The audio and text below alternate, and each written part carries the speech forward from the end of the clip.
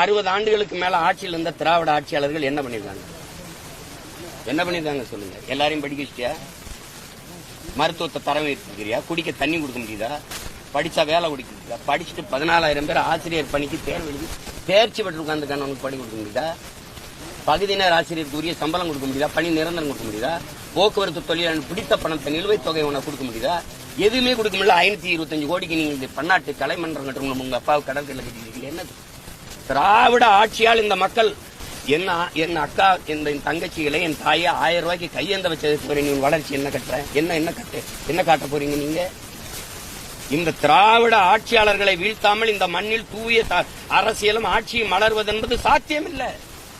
திரும்ப 1000, 2500, 2000, 3000 தான் அறிவிப்பாங்க. வேற என்ன செய்வாங்க?